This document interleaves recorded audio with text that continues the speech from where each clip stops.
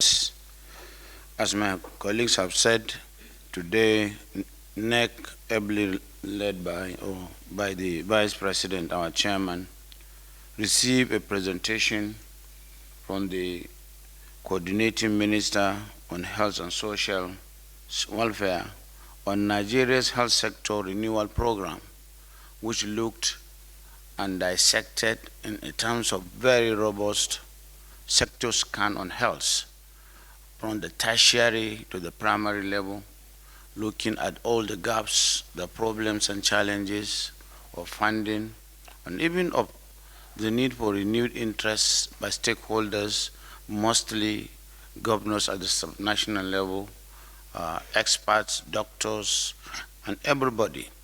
The financing gaps that has been looked into, and the dismal numbers that has been shown as if we are drifting as a nation, because some of the numbers are very, very negative in terms of infant mortality and others compared to other nations that are even less developed than us.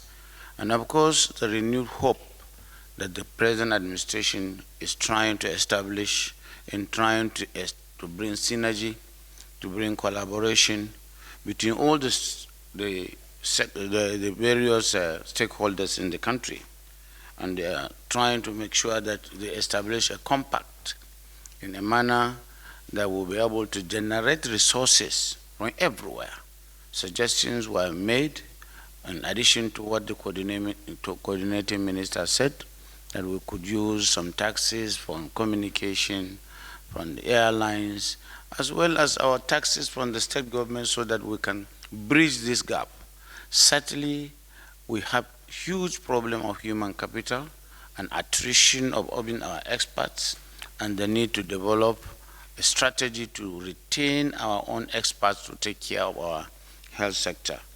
So the presentation is just a robust compact that looked at all the problems and challenges of health sector, from financing, from the human capital, from the supervisory point of view, and even from the leadership level, from the presidency to the local government, and the need for us as governors, as local government, and even as you media, to put interest in health sector, because without the health sector being taken care of, we may not even have the now artificial intelligence, even the intelligence that we need. Stunting is looking at us in the eye, and definitely we are drifting as a nation. So there was even a resolution of council that the WHO is coming in December 15th. All the governors will come and sign a compact agreement in terms of service compact, where we'll be able to reiterate our determination to approach the health sector in terms of budgeting, giving it the required impetus, the required attention that it deserves. And members of council seize the opportunity to sing the song of this, one of our best sons in Nigeria, who came to serve the country, abandoning his very lofty job in Europe. And of course, he has shown that he knows the job. And all of us in council, irrespective of any differences, are behind this very noble initiative in trying to set ourselves into to set the country on prosperity and improve the quality of life of our people. Members of the deliverables under this sector renewal, they intend to service 17,000 primary health centers to be put on a threshold of viability, 774 secondary facilities, that is hospitals, in addition to some tertiary institutions, just to make sure Medicare is brought close to the majority of Nigerians. Yeah? Where we're producing the health sector offices and they are running to greener pastures. I asked that question too in cabinet, and the very ingenious answer the minister gave me, that he is working very hard to make sure he establishes a compact with these European countries. You know, under democracy, you cannot stop anybody from going. As a state, I have built over 1,000 primary health centers, but I don't have the doctors. I only have 100, as you said. But we used to have 3,000. They have run away.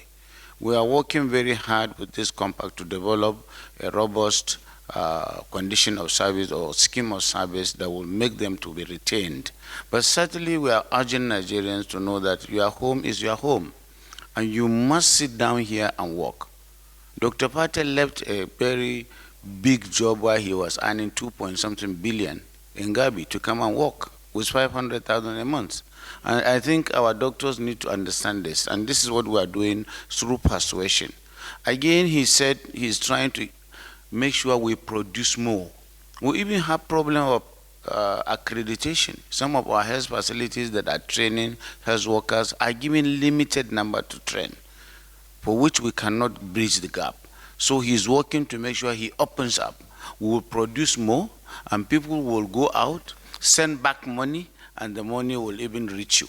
So I think we should look at our comparative advantage in the development of human capital in the health sector and go aggressively as per the vision of this administration to train more doctors and to have a clear understanding that these doctors are ours and they will get something back in return when they go.